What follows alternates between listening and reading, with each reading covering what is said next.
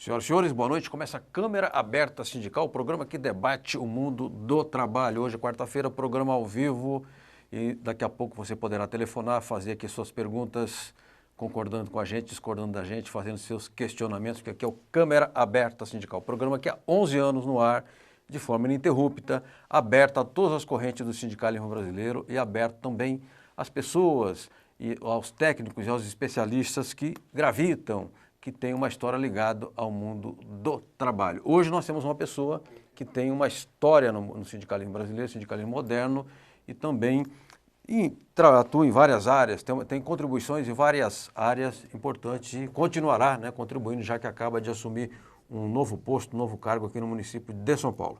Nós estamos recebendo Luiz Antônio de Medeiros, metalúrgico, fundador da Força Sindical. Obrigado, Medeiros, pela sua presença aqui no Câmara Aberta. Obrigado, é um prazer muito grande estar com você aqui.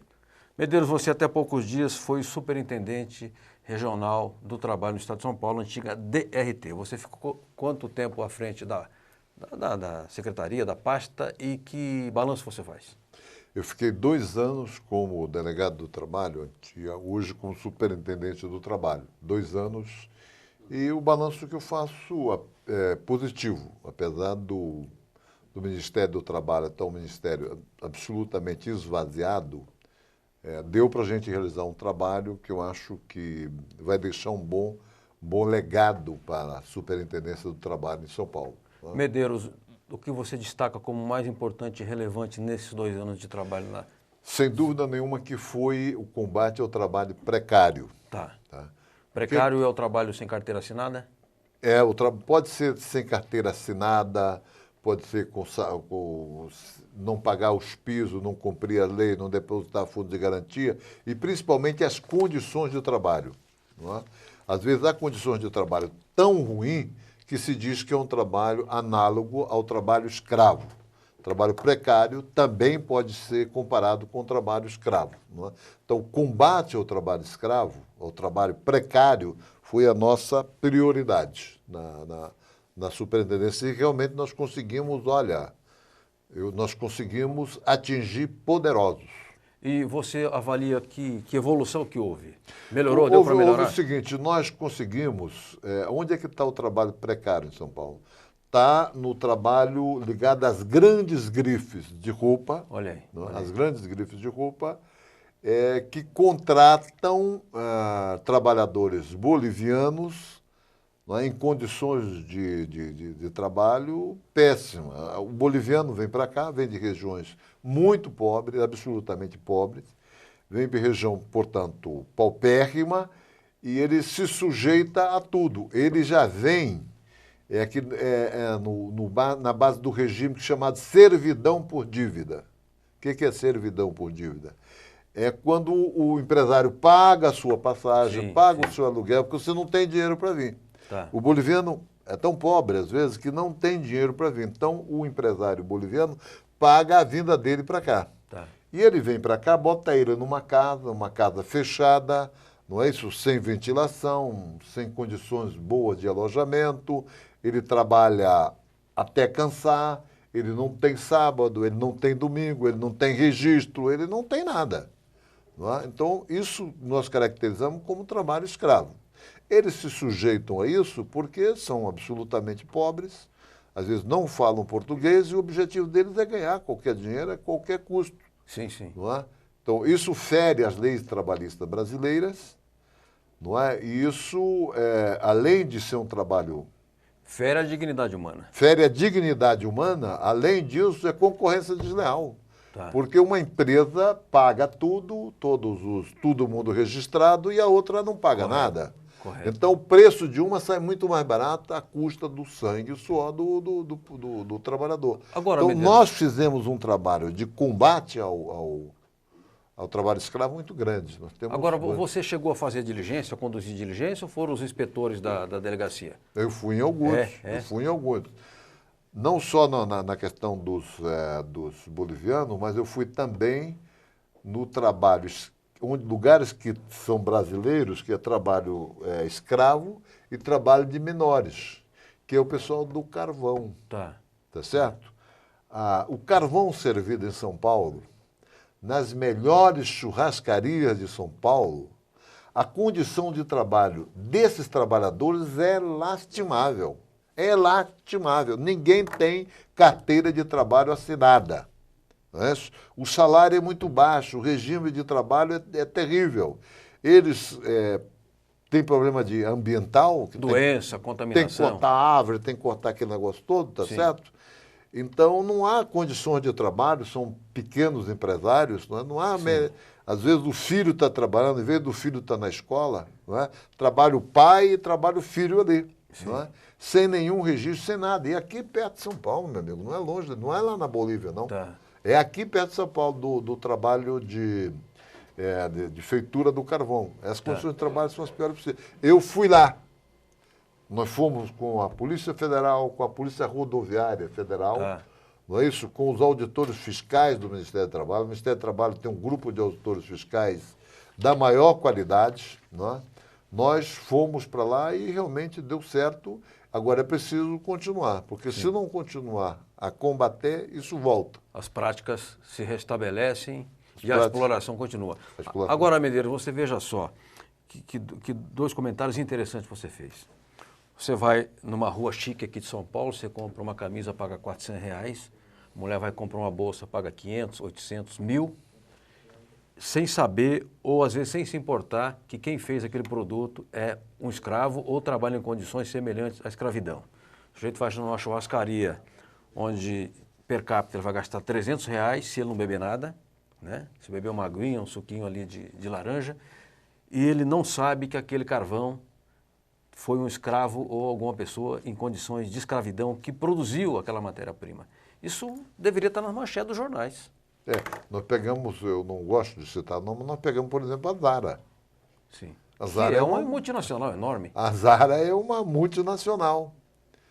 Mas ela contratava, como é que eles fazem? Eles querem construir, fazer um vestido para a mulher, um vestido bonito para vender para a classe média baixa. O que eles fazem? Eles contratam um coreano. Sim.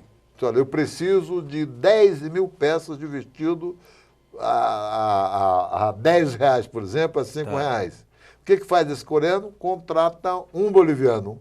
E o boliviano contrata os outros bolivianos. Então, a peça, às vezes, que é feita, custa R$10, sabe quanto é que vai custar depois na loja? R$400, R$500.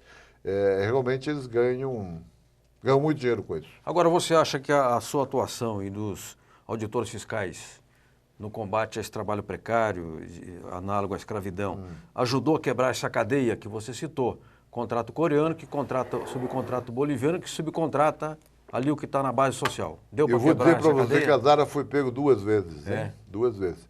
Não, acho que deu resultado, porque a gente, depois que...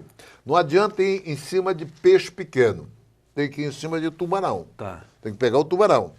Então, nós pegamos alguns tubarões.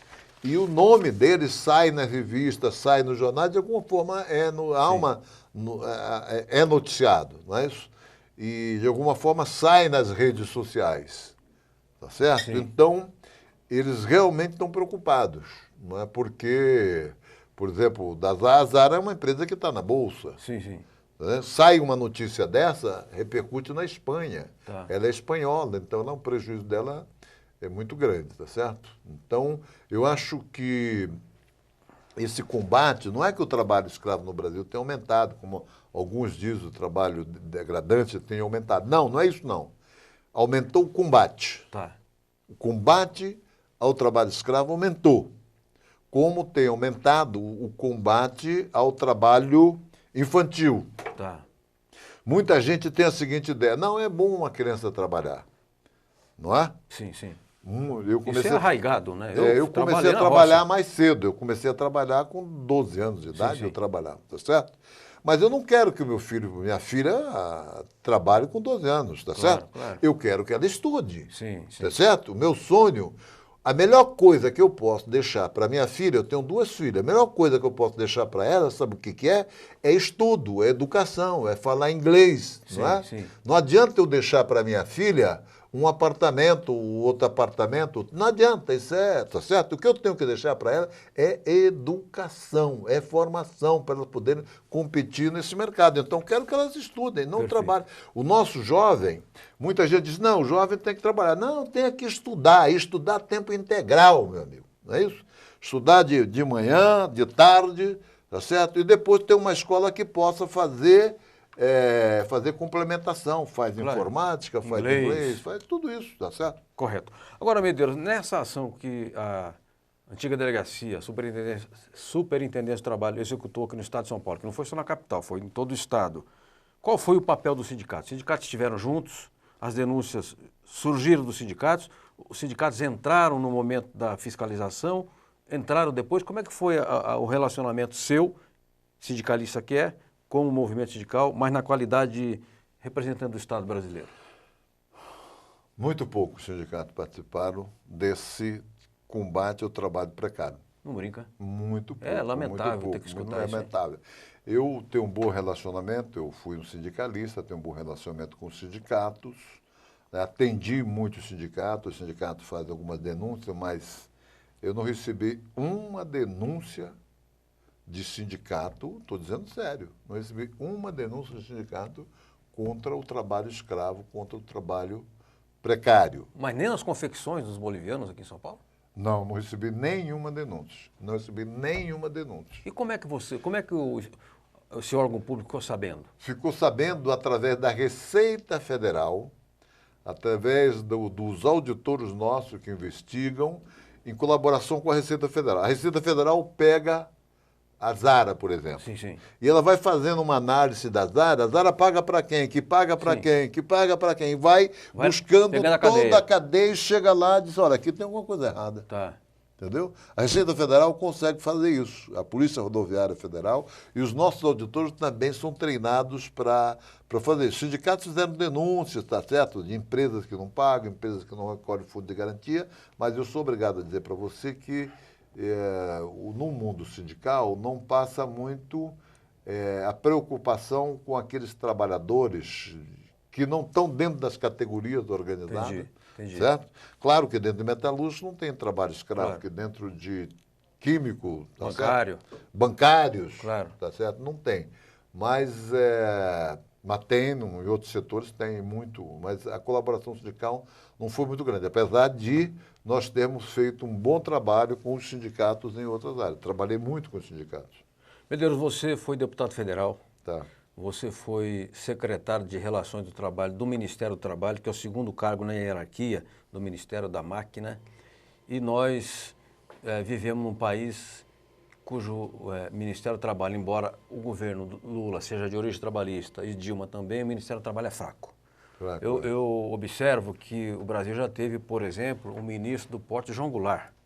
Já teve um ministro do porte do Almino Afonso, do Antônio Rogério Magri. E por que esse ministério é fraco? É esvaziado, você usando a sua expressão. Olha, essa questão do esvaziamento do Ministério do Trabalho vem dos últimos 15 anos. Tá. Né? Nos últimos 15 anos, o Ministério do Trabalho vem sendo esvaziado. E tanto no governo Fernando Henrique, quanto nos governos do PT, também o Ministério do Trabalho teve esvaziado. Tem que reconhecer isso. Tá? Nós temos poucos funcionários, muito poucos funcionários, poucos auditores. Você tem em São Paulo, quantos auditores você tem em São Paulo? Uns 400 auditores. Isso no Estado ou na capital? No Estado. Mas não dá. Não. É muito pouco. Não, tenha paciência. É muito pouco. É muito pouco para fiscalizar condições de trabalho. O que o fiscal do Ministério do Trabalho faz? O que o auditor faz? Ele fiscaliza o cumprimento da lei. Ele fiscaliza, por exemplo, fundo de garantia. Não é? Se as empresas estão arrecadando fundo de garantia. Sim. Se não estão arrecadando, ele tem que ir lá. Ele tem que multar a empresa. Não é? Sim. Ele tem que fiscalizar se as empresas... Se não tiver fiscalização, meu amigo, numa situação como nós estamos, não é? As empresas deitam e rolam. Ele tem que fiscalizar se tá pagando hora extra, se está pagando o salário direitinho, tá certo? O Ministério do Trabalho tem que fiscalizar o cumprimento das leis que favorecem os trabalhadores. Essa é a missão do Ministério do Trabalho. E você tem que ter ação política do Ministério do Trabalho, e você tem que ter fiscalização, e você tem que pagar um salário digno. Funcionário do Ministério do Trabalho ganha pouco. Pouco. Ganha mal. Mal. Entendi. Se você comparar a mesma função do funcionário administrativo do Ministério do Trabalho e da Justiça do Trabalho, a Justiça ganha aqui e o funcionário do Ministério do Trabalho ganha aqui. Isso. Então, o Ministério do Trabalho realizou um concurso há uns 3, 4 anos, e digamos que entraram 1.000 pessoas. Não me refiro a auditores, não. Me refiro aos funcionários administrativos. Sim. Entraram 1.000 pessoas. 95% já saíram. Por causa do baixo salário. Por causa do baixo salário. Sabe para onde é que foram? Foram para a Justiça do Trabalho, foram para o Poder Legislativo, foram para outros poderes que pagam muito mais. Perfeito. Medeiros, Ministério do Trabalho, quero continuar ainda mais um pouco nessa seara. Fraco, porque não tem vontade política. Falta ao governo a decisão política de dizer, no meu governo que é popular, a pasta do trabalho será uma pasta protagonista e não do segundo escalão. É isso? Você vê falta de vontade política? É uma decisão.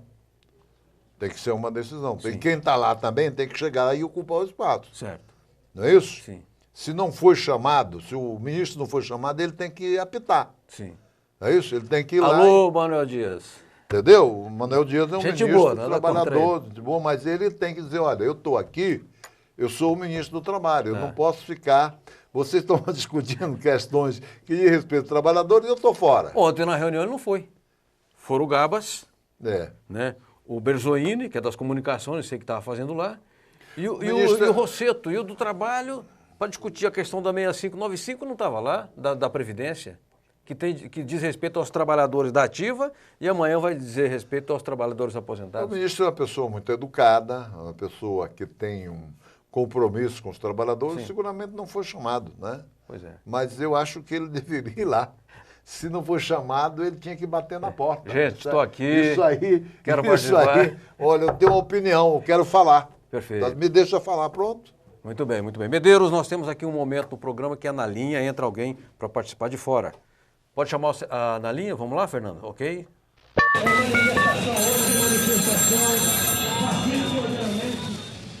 Muito bem, eu quero crer que estejamos falando com Mauro Ramos. Maurinho, tudo bem com você? Boa noite, Tanzinho, boa noite, telespectadores do Câmara Aberta. Mauro Ramos, meu amigo de tantos anos e assessor de imprensa da UGT, nós estamos aqui com o Medeiros, Luiz Antônio Medeiros, no estúdio. Maurinho, como é que está o Congresso da UGT? 3.250 delegados, está cumprindo os seus objetivos, tem qualidade política, debates bons, o pessoal está participando, como é que está? Tanzinho, antes eu queria cumprimentar o companheiro Medeiros, parabenizar ele pela secretaria que agora ele vai comandar, a Secretaria das Subprefeituras de São Paulo. É uma tarefa árdua, são mais de 30 subprefeituras de São Paulo e, na verdade, o Medeiros vai ser o gestor da qualidade de vida das obras de São Paulo, porque a subprefeitura trata ali da questão do bairro, da população, e o Medeiros tem muita expertise nisso. Quero parabenizar o companheiro Medeiros e muito sucesso, Medeiros. Obrigado, Mauro. Obrigado, Mauro. E Congresso da UGT, como é que está, Mauro? Que avaliação você faz? Sobre o nosso Congresso aqui, são 3.250 sindicalistas de todos os estados brasileiros. Correto. Estamos aqui reunidos no Palácio da Convenções do AMB, discutindo questões importantes para a classe trabalhadora, estamos discutindo questões importantes para a sociedade brasileira, porque a UGT não é uma central sindical que discute apenas a questão que envolve diretamente o trabalhador, mas sim a sociedade como um todo. Correto. Né? O presidente da central, o Ricardo Patar, ele diz o seguinte, que o trabalhador é afetado como um todo. Quando não tem escola, quando não tem asfalto, quando não tem água, claro, ele é cidadão, quando não tem educação, afeta diretamente o trabalhador. E é isso que a UGT também está discutindo aqui, essas políticas públicas que são desenvolvidas pelo país. Então nós vamos discutir essas questões. Ô Maurinho, me diga uma coisa, feita a discussão, se aprovará um documento final, esse documento será encaminhado ao movimento sindical, às autoridades, à imprensa, que tipo de encaminhamento o Congresso da UGT dará às suas resoluções?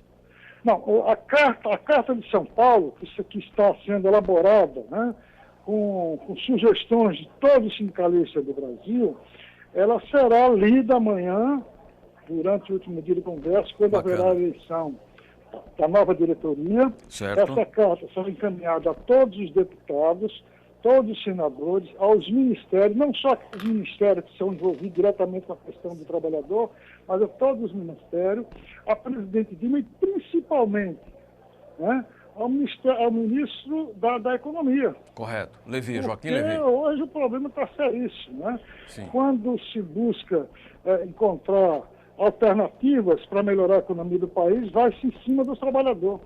Perfeito. O trabalhador é sempre chamado para pagar a conta que não é a conta que ele fez. Perfeito. E a prova mais aí todas essas medidas provisórias, né? Anunciadas aí no apagar das luzes de 2014, que afetam diretamente a classe trabalhadora. E é em cima disso que o Congresso também está discutindo. Perfeito. Maurinho, eu queria combinar com você, abusando da nossa velha amizade, da gente fazer um programa com a UGT no Câmara Aberta, com as resoluções do Congresso e com os encaminhamentos que serão dados agora a esses documentos que você, a Carta de São Paulo, ok? Está combinado assim? Está combinado, Franzinho. Eu quero dizer aqui, em nome do presidente Fatah, a gente agradece o interesse aí do Câmara Aberta pelas discussões que estão acontecendo aqui no Congresso. E eu garanto a você que o presidente Fatah, em breve aí, talvez na próxima semana, estará aí no Câmara Aberta para falar para todos os seus telespectadores as decisões desse Congresso. E falar, inclusive, da Carta de São Paulo, que é a carta Perfeito. que nós vamos aprovar no Congresso e distribuir para toda a nação. Muitíssimo obrigado, Mauro Ramos, jornalista, assessor de imprensa da UGT e amigo aqui do Câmara Aberta Sindical. Luiz Antônio Medeiros. Abraço para você, Franzinho, para todos os seus telespectadores e para o companheiro Medeiros. Ok, obrigado, Maurinho. Luiz Antônio Medeiros, voltamos Câmara Aberta Sindical ao vivo com perguntas. O Nildo Nogueira, que mora no bairro do Limão e também é dirigente comerciário, diz o seguinte: parabéns ao Medeiros. O que vocês têm falado até agora é correto sobre bolivianos, coreanos e brasileiros que trabalham no Bom Retiro, também em outras áreas, não só no Bom Retiro. Estou muito feliz que você esteja como secretário municipal, coordenador da subprefeitura de São Paulo. Você é batalhador, é um amigo que merece essa conquista e dá um abraço a todos nós. Nildo Nogueira. Ô, Nildo, muito obrigado, um grande abraço para você. Para fazer justiça, aqui o Sindicato dos Comerciários é um dos sindicatos que mais procura o Ministério do Trabalho para o combate à fiscalização de carteira de trabalho não assinada. Né? Informalidade. Da informalidade. No comércio tem muita gente que trabalha 3, 4 dias, 5 dias sem carteira de trabalho assinada, não é isso? Sim, sim. E fica trabalhando, às vezes, muito mais sem carteira de trabalho assinada. Então, o combate a isso nós já fizemos junto com o Sindicato dos Comerciários, cujo presidente é o Fatah. Perfeito. Jaime do Jardim Bonfilholi também pergunta: o senhor teria estimativa da atual taxa de desemprego na cidade de São Paulo? Esses dados... Não, eu não sei a taxa de desemprego, sei que é muita gente desempregada, tá certo? Tá. Infelizmente o país não está crescendo e tem muita gente desempregada. O que eu acho é que as pessoas têm que cada vez mais se qualificar, não é? Tem que cada vez mais estudar, porque mesmo estando empregada tem que estudar, tem que se qualificar, porque a competição é muito forte, muito forte. Hoje, o que determina o nosso salário é muito a qualificação profissional de cada um. Perfeito. Celso do Ipiranga, mais uma pergunta. Eu, com essa idade, eu tenho quase 70 anos, mas eu ainda estudo, certo? Que bom. Toda quarta-feira eu tenho aula. E você está fazendo o que exatamente? Eu estou fazendo aula de história. Eu preciso conhecer a história do país, a história bacana. do mundo. Toda quarta-feira eu tenho hoje eu não fui à aula. Certo, certo. Hoje eu não fui à aula porque eu vim para cá. Hoje você está dando aula aqui. Não, tô não. Eu só aprendo. Eu tenho aula de 6 às 8 da noite, toda quarta-feira, com o professor Pedro Paula de Sena Madureira. Ah, o Pedro Paulo, livreiro? O livreiro? Pedro Paulo, editor. Pois é. publicista, etc. Poxa, que bacana, belo professor. É. E ele é aula particular? Aula particular. Eu e mais umas 10 pessoas. E que aspecto da história brasileira você assim mais te chama a atenção? Olha, me chama muito a atenção a história da época do Getúlio Vargas. Tá. É impressionante o papel do Getúlio Vargas na formação do brasileiro, na formação do Estado brasileiro, a consolidação do Estado brasileiro foi muito grande. Tá. Muito, muito, muito grande. Né? Interessante. Então, eu realmente não tinha estudado. Ele fez uma ditadura, mas, ao mesmo tempo, ele ajudou a construir um país, não é, sempre com os olhar para o trabalhador, não é? E construiu pouca coisa que nós temos que não foi o Getúlio, né? É verdade. Né? Pouca coisa que nós temos. Foi Petrobras, foi Companhia do Vale do Rio Doce, foi Companhia Siderúrgica Nacional, BNDES, Ministério da Cultura. Ele realmente tinha uma visão DASP, do Estado, assim, o DASP, né? Nossa, realmente foi o maior estadista que o nosso país já teve. Eu considero o Getúlio o maior vulto da história brasileira, eu, João Franzin. E, aliás, te recomendo, se você não leu, quando o professor Carlos Lessa presidiu o BNDES, ele fez publicar um livraço assim, chama Getúlio Vargas e seu tempo. É raro, só tem sebo hoje em dia. A meu ver, o melhor documento já publicado a respeito do Getúlio Vargas, recomendo que você e o Pedro Paulo, teu professor, tenham acesso. Muito bom. Depois eu te passo o nome direitinho aí, Tá bom, ao final do Vamos programa. lá. Celso de Piranga pergunta, a superintendência fiscaliza o cumprimento da lei de cotas para pessoas com deficiência física? Isso é uma das prerrogativas nossas, fiscalizar a lei. Há uma lei federal, né? Há uma lei federal. Eu acho que nós tivemos bastante avanços, tá certo? Tem empresas que se recusam, que criam certa dificuldade para o cumprimento das cotas, tá certo? No que diz respeito aos deficientes, encontra sempre um pretexto de que não pode. Correto, não é? correto. Mas nós mostramos que sempre é possível, que encontramos alternativa, tá certo? Então, por exemplo, dificilmente você vai botar um deficiente em segurança bancária, não é isso? É impossível. Claro, claro. Tá certo? Mas estas empresas têm que compensar isso. Elas podem dar qualificação profissional para os deficientes, pessoas com deficiência, tá certo? Elas podem investir no esporte para pessoas com deficiência. Nós fizemos um belo programa com a Fiesp sobre aquelas empresas que têm dificuldade, elas poderem investir no esporte para deficientes. Que interessante. Muito bom programa. É uma das coisas boas que tem no Brasil, boas mesmo, exemplo para o mundo, é o cumprimento de cota para deficientes. Né? E você fala isso, eu me lembro do Carlos Aparício Clemente, que é devotado soldado dessa causa. Foi o precursor, o Clemente foi o precursor da luta pelas cotas no Brasil, para que as empresas cumprissem, colocassem deficientes dentro das fábricas. Ele motivou muito o Ministério do Trabalho a fazer isso. Ele e uma auditora, a doutora,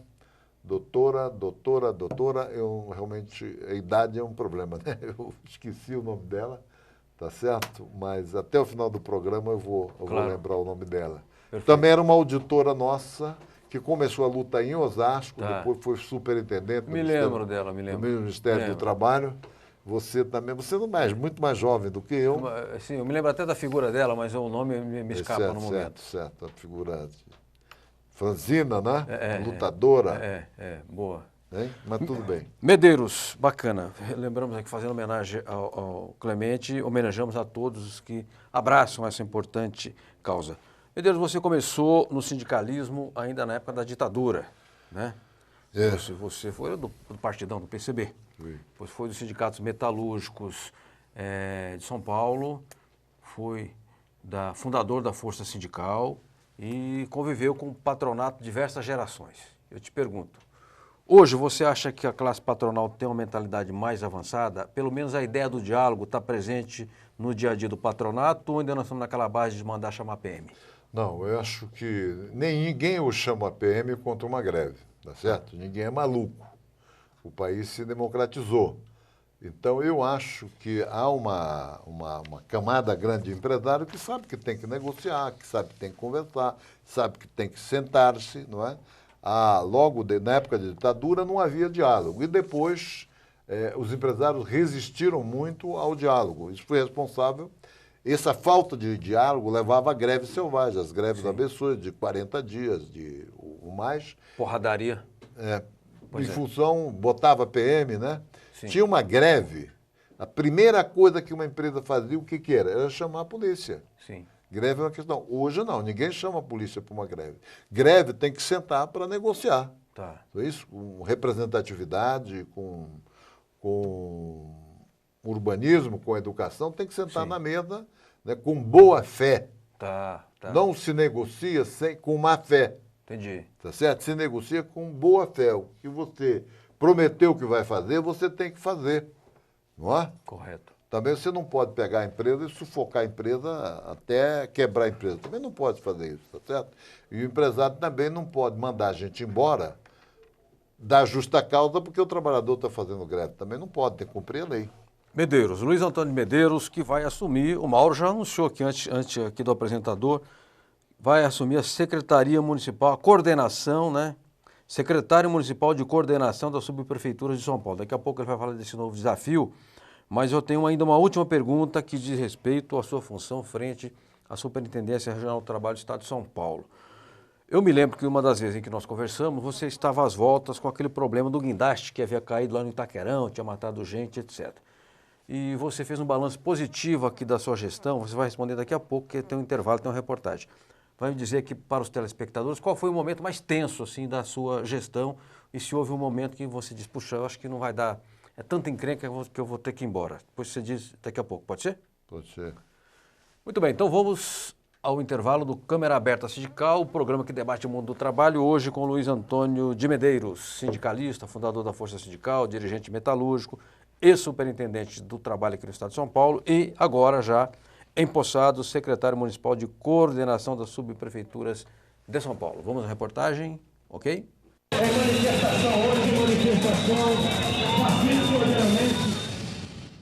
Murilo, hoje a gente percebe que parece que há um tiroteio aí contra os engenheiros, contra a engenharia nacional, né? Sem dúvida, essa questão do lava-jato, essa colocação feita em empresas e tal, de fato ataca a engenharia, mas é importante nós ressaltarmos o seguinte, que se nós ficarmos discutindo a questão das empresas, querendo que essas empresas, que a gente derrube essas empresas, nós vamos ter empresas de fora entrando aqui. Nós vamos ter um capital estrangeiro, nós vamos ter dificuldades, nós precisamos preservar a nossa Petrobras, nós precisamos preservar as nossas empresas. As pessoas que ali compõem, que tem um probleminha aqui e ali, tem que ser apurada, essa é uma questão da justiça. Isso eu não quero entrar no mérito. Mas a engenharia tem que ser preservada pela qualidade de serviço que é prestado por ela. O EasyTech é um projeto bastante arrojado do Sindicato dos Engenheiros do Estado de São Paulo. É uma faculdade que tem um curso de engenharia bastante diferenciado. O engenheiro que vai sair do EasyTech, ele vai ter uma visão muito ampla, ou seja, ele vai poder atuar em inúmeras áreas de atuação da engenharia. Praticamente em todas, tá? E ele vai ter uma capacitação para estudar continuamente. A criação do EasyTech, ela vem de uma discussão que nós temos dentro de um projeto, que é um projeto da Federação Nacional dos Engenheiros, que vem desde 2006.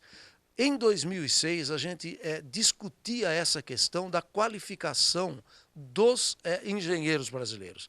Então, nós temos uma engenharia bastante forte, mas entendemos que ela precisava ser qualificada. Nós precisávamos ter engenheiros realmente com uma qualificação muito alta.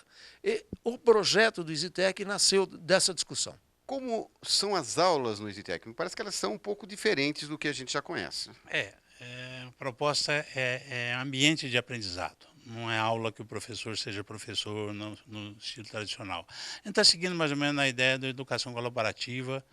E é um modelo em que todos aprendem junto. A gente tem aquele modelo, e isso já existe em alguns lugares do mundo. O estudante não senta em carteira, e sim em mesas, onde é que pode mais fácil o debate e o aprendizado entre eles. Esse talvez seja o único caso do mundo em que o sindicato tem uma escola de ensino superior. E se a gente conseguir mostrar para a comunidade que é possível aprender engenharia, é possível ser um bom engenheiro, eu acho que a gente está contribuindo muito com a sociedade.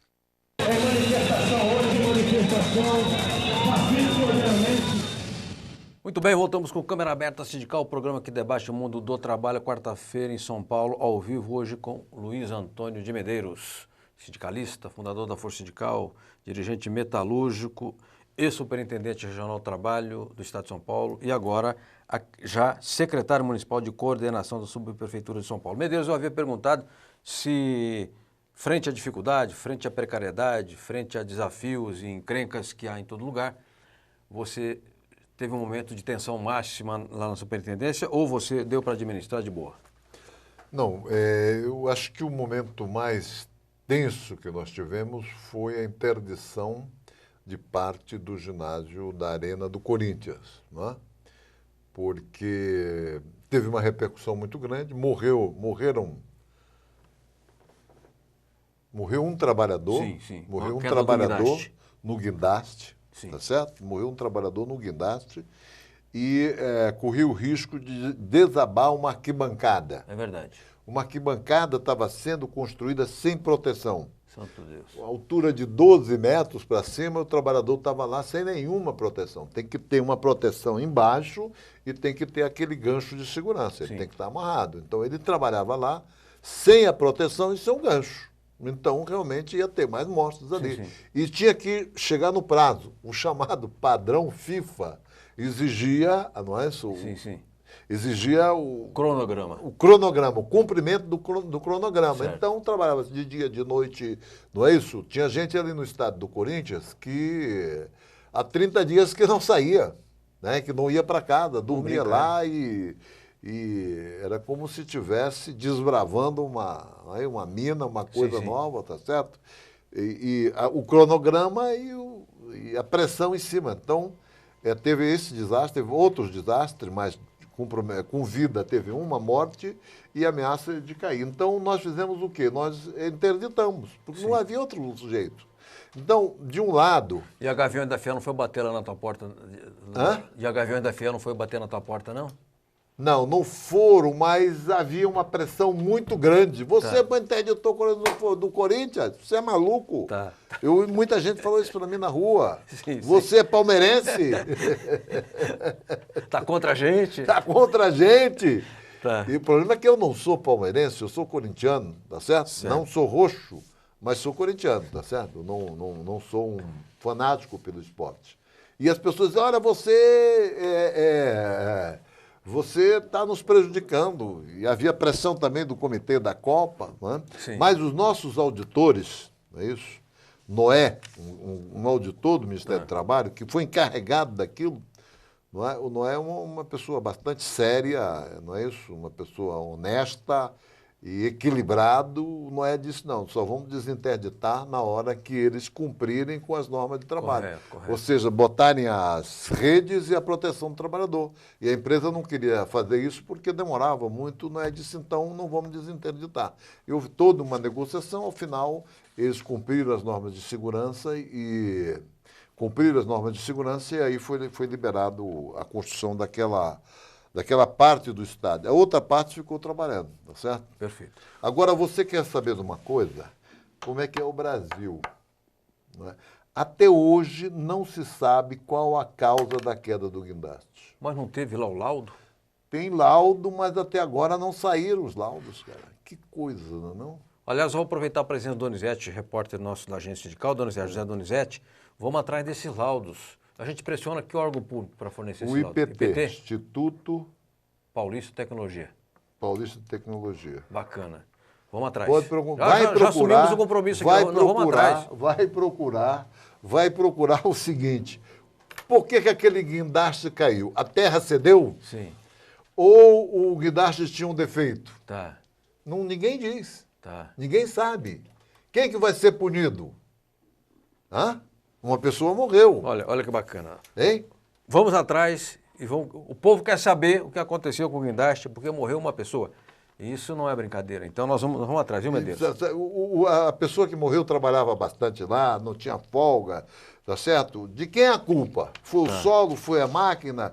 Cadê os engenheiros? Sabe que desapareceu tem lá sabe aquela caixa preta que tem em avião? Sim, sim. Aquele guindaste era tão grande que ele tinha também uma caixa preta. Olha aí. O que acontecesse, a caixa preta registrava. Bacana, olha que interessante. Nós vamos Quando atrás... abriram a caixa preta, não tinha nada, estava apagado.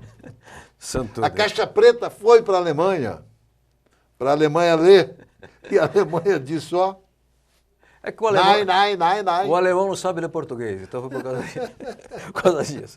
Luiz Antônio de Medeiros, os diretores da TV aberta, Valtinho Abraão e Fernando Mauro Treza, desejam boa sorte, lhes desejam boa sorte à frente da nova pasta e que a emissora aqui está sempre aberta à sua participação. Obrigado, Valtinho, obrigado, Mauro. Fernando Mauro e Valtinho Abraão. Fernando, obrigado. Saúde para você, Fernando. Sério que você está com a perna quebrada, não é O isso? joelho, deu uma avaria no joelho. É. 25 anos começa a dar alguns problemas, 26 é pior ainda. Aqui me informa que as eleições nos comerciários do Rio de Janeiro estão ocorrendo e serão encerradas às 20 horas de hoje. Queira Deus que não haja nenhum incidente mais grave lá e que as eleições, que a vontade do eleitor seja respeitada. Já é hora de que o voto que o trabalhador deposita na urna seja o mesmo voto apurado lá na mesa apuradora.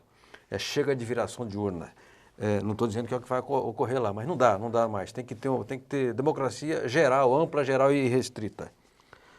Luiz Antônio de Medeiros, você vai agora, já assumiu, né? Secretário Municipal de Coordenação das Subprefeituras de São Paulo. Eu quero crer que isso aqui é um volume de trabalho muito grande. Muito grande. Quantas subprefeituras tem em São Paulo? 20, 30? 32. E você vai ser o gerentão disso tudo. Eu vou coordená-las. Essas 32 já tem o subprefeito, o chefe de gabinete, já estão formadas. Sim. Apenas eu faço a coordenação. Tá. A coordenação anterior era do companheiro Ricardo Teixeira, vereador Ricardo Teixeira de São Paulo. Não é aquele Ricardo Teixeira. Não, acho que é um engenheiro, se não me engano. Engenheiro, um grande engenheiro, grande vereador, homem do Partido Verde, da maior qualidade, tá certo? Saiu para fazer sua campanha. Ele é candidato à reeleição. Eu não sou candidato. Então, eu substituí o Ricardo Teixeira, que não é muito fácil, era um engenheiro muito trabalhador, muito bom. Mas, ao mesmo tempo, é bom substituir uma pessoa que está fazendo um trabalho bom, é só dar uma certa continuidade a esse trabalho. E cada um tem seu estilo. Seu próprio estilo, tá certo? Então, eu não gosto muito de estar em gabinetes. Eu gosto muito de estar na rua, de estar vendo as coisas, o que está acontecendo, não é? Visitando as superintendências, não, subprefeituras. Visitando as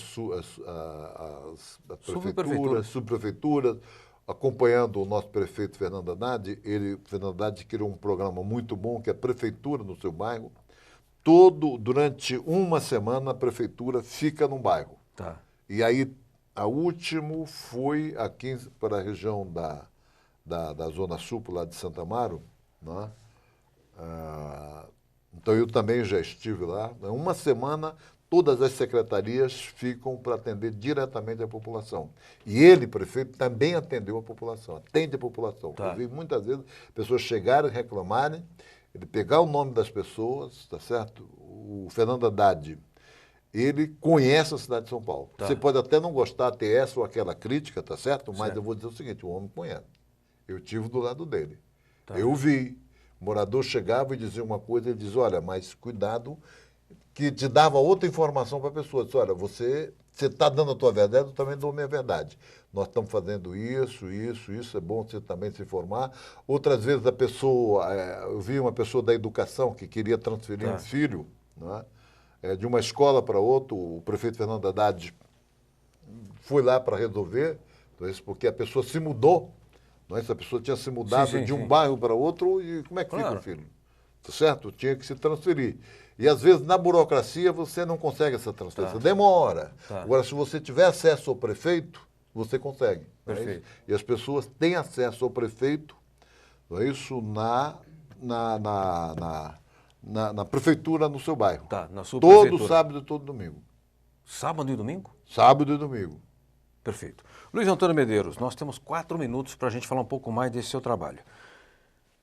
Você disse que vai ficar na coordenação, então quero crer que é um processo de diálogo e de consulta a esses subprefeitos permanentemente. Isso. E vocês fazem reuniões toda também periódicas. sexta-feira, eu e a vice-prefeita Nádia Campeão temos reunião com todos os subprefeitos, tá certo? Tá. Quais são os problemas, como é que está recapeagem de rua, como é que está a limpeza, como é que está tapa-buraco, Tá. tá certo?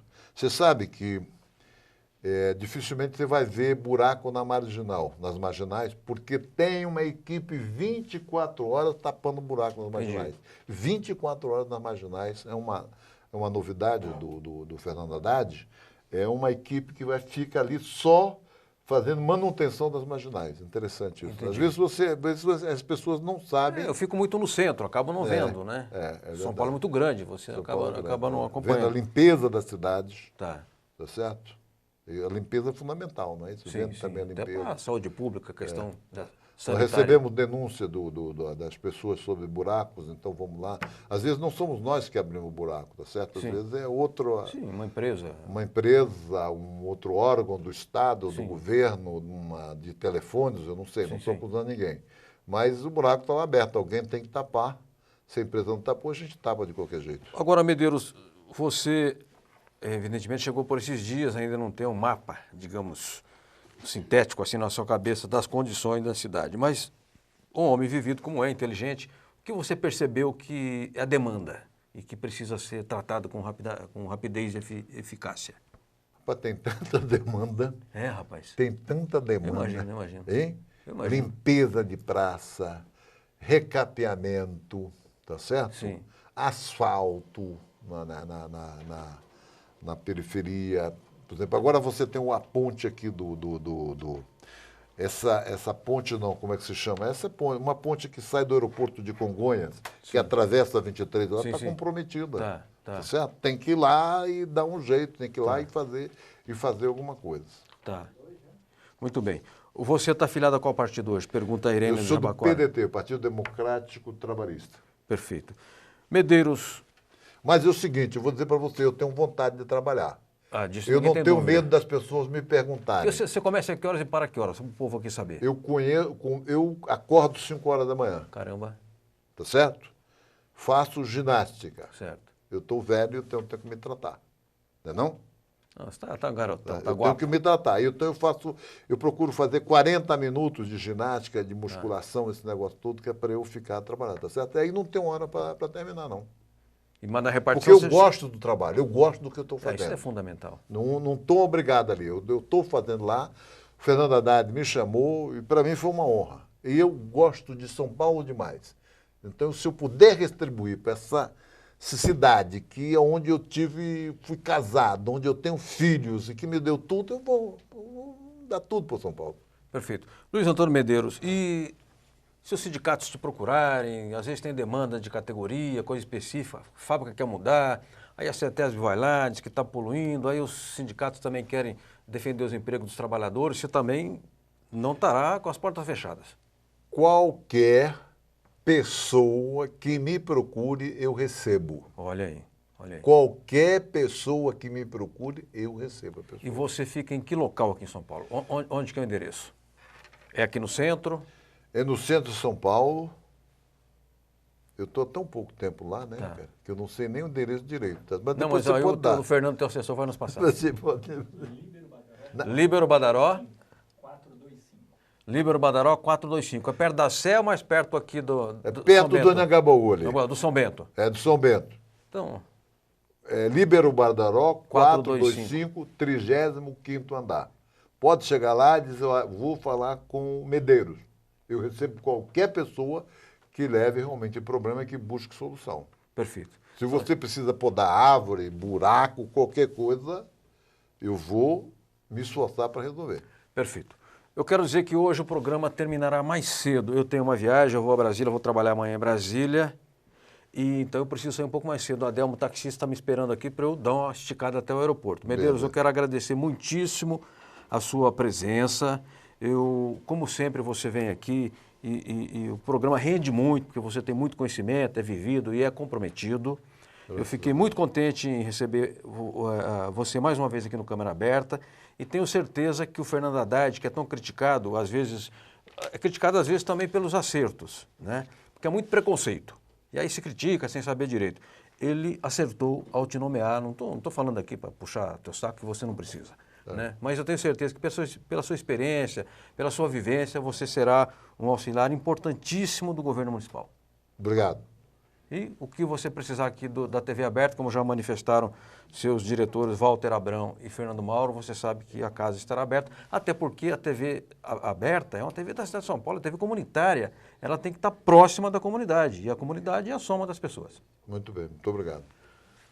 Gente, acabamos aqui um Câmara Aberta Sindical, mais um, depois de tantos anos que estamos aqui na TV comunitária e esperando que tenhamos feito um bom programa e que tenhamos levado conhecimento que, como diz João Guilherme Vargas Neto, informação que ajude a organizar a cabeça das pessoas, ok? Então, até quarta-feira que vem, um forte abraço. A FEComerciários, formada por 68 sindicatos filiados no estado de São Paulo, representando 2,5 milhões de comerciários, apresenta Momento FEComerciários.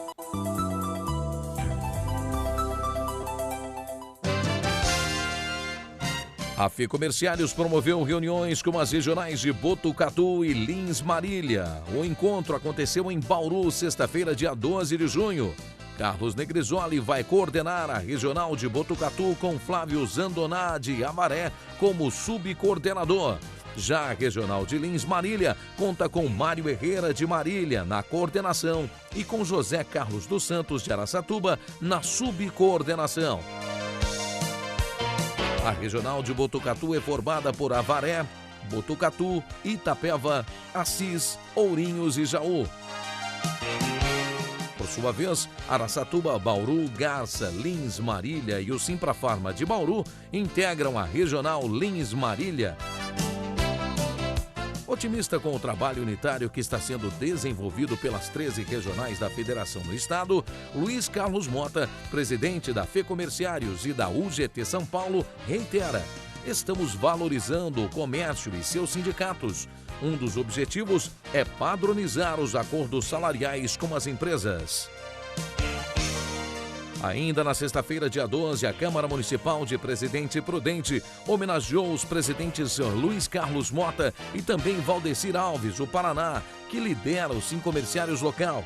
Em sessão solene, Mota recebeu a medalha de mérito fundador, Coronel Francisco de Paula Goulart, por outorga do vereador Demerson Dias. A honraria se deu como reconhecimento aos relevantes serviços prestados por Mota para a comunidade prudentina. Paraná recebeu uma honrosa deferência também do vereador Demerson Dias. Juntamente com os sindicatos filiados à FEComerciários, o presidente Mota acompanhou nesta terça-feira, dia 16, a abertura do 3º Congresso Nacional da UGT em São Paulo. Ao lado do presidente Patá, dos governadores Geraldo Alckmin, Perilo de Goiás e dos ministros Kassab das cidades e Manuel Dias do Trabalho, entre outras lideranças sindicais e políticas, ficou reafirmado que o compromisso incondicional da central é atuar com unidade para a retomada do crescimento econômico do Brasil com emprego e renda. O governador Geraldo Alckmin falou com nossa reportagem. Quero saudar todos os trabalhadores que participam do 3º Congresso da UGT, vindo de todo o Brasil e até delegações estrangeiras. Saudar o Ricardo Patá, nosso presidente, os vice-presidentes, presidente das centrais estaduais, como Luiz Carlos Mota, aqui no estado de São Paulo, e o papel dos sindicatos, organizados através da UGT, desta grande central sindical com 10 milhões de trabalhadores, vai fazer toda a diferença.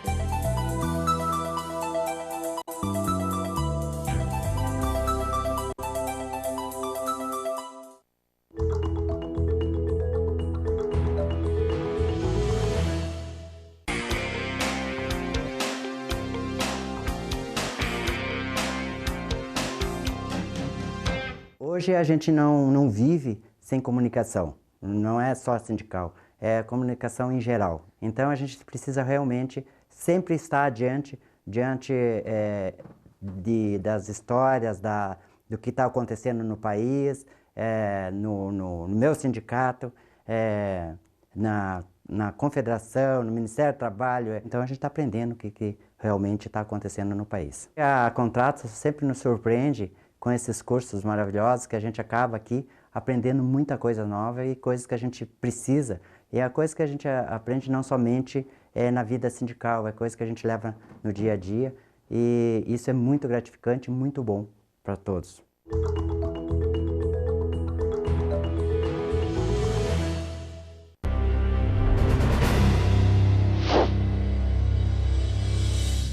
No sindicato a gente trabalha diretamente com o trabalhador, muito desemprego, tem muita gente sendo mandada embora. A gente está indo na porta da fábrica, marcando reuniões, falando com o empresário, ajudando até eles, né, como que a gente pode se juntar para que não tenha essas demissões. E esse ano foi um ano que a gente simplesmente manteve o que tinha e falou para o trabalhador: gente, essa não é a hora de parar, essa é a hora de centrar e se dar as mãos, só para não perder nada de benefício. A mulher está procurando seu espaço, né? Está achando, graças a Deus, eu acho que o trabalho está sendo feito e é muito importante. A gente não quer ser melhor, nem a gente só quer estar junto e quer mostrar que nós somos capazes.